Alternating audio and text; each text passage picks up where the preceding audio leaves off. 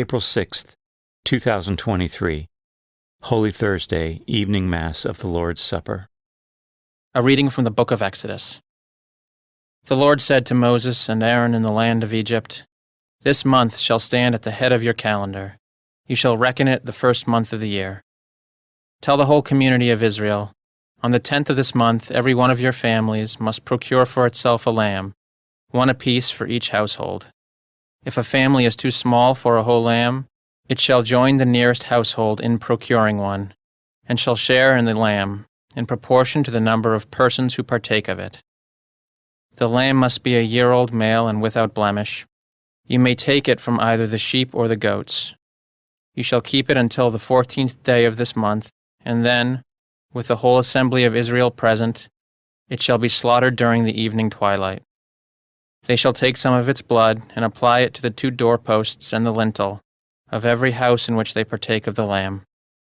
That same night they shall eat its roasted flesh with unleavened bread and bitter herbs. This is how you are to eat it, with your loins girt, sandals on your feet, and your staff in hand. You shall eat like those who are in flight. It is the Passover of the Lord. For on this same night I will go through Egypt, striking down every firstborn of the land, both man and beast, and executing judgment on all the gods of Egypt. I, the Lord. But the blood will mark the houses where you are. Seeing the blood, I will pass over you. Thus, when I strike the land of Egypt, no destructive blow will come upon you. This day shall be a memorial feast for you, which all your generations shall celebrate, with pilgrimage to the Lord as a perpetual institution." The word of the Lord.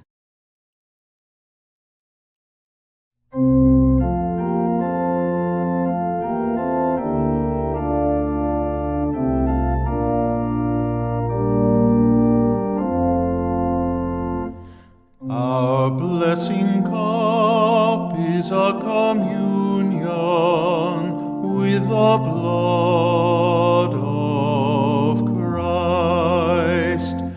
Our blessing cup is a communion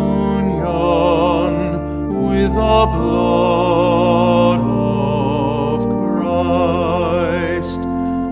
How shall I make a return to the Lord for all the good He has done for me? The cup of salvation I will take up, and I will call upon the name of the Lord.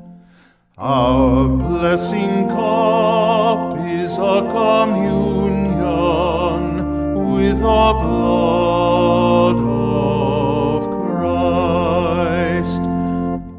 Precious in the eyes of the Lord is the death of His faithful ones. I am your servant, the son of your handmaid. You have loosed my bonds. Our blessing cup is a communion with the blood of Christ. To you will I offer sacrifice of thanksgiving, and I will call upon the name of the Lord. My vows to the Lord I will pay in the presence of all His people. Our blessing cup is a communion with the blood of Christ.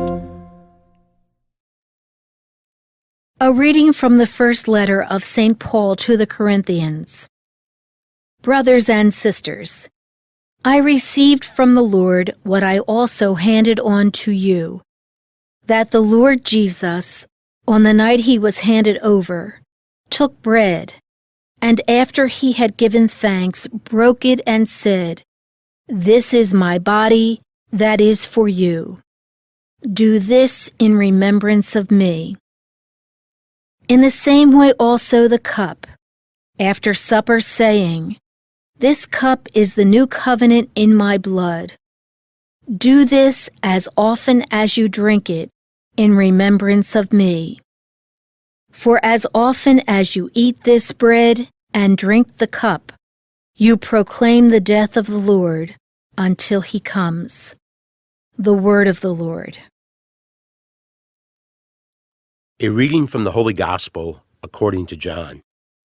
Before the feast of Passover, Jesus knew that his hour had come to pass from this world to the Father. He loved his own in the world, and he loved them to the end. The devil had already induced Judas, son of Simon the Iscariot, to hand him over. So, during supper, fully aware that the Father had put everything into his power, and that he had come from God and was returning to God, he rose from supper and took off his outer garments. He took a towel and tied it around his waist. Then he poured water into a basin and began to wash the disciples' feet and dry them with a towel around his waist.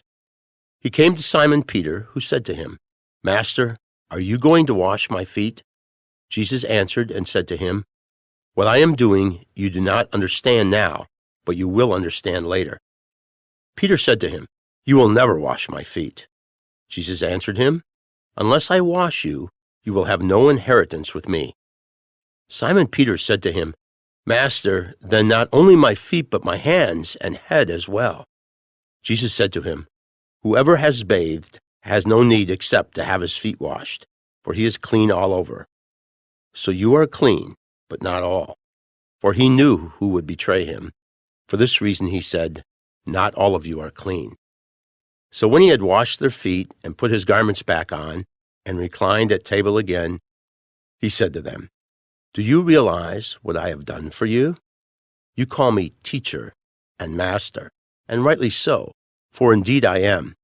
If I therefore, the master and teacher, have washed your feet, you ought to wash one another's feet. I have given you a model to follow, so that as I have done for you, you should also do." The Gospel of the Lord.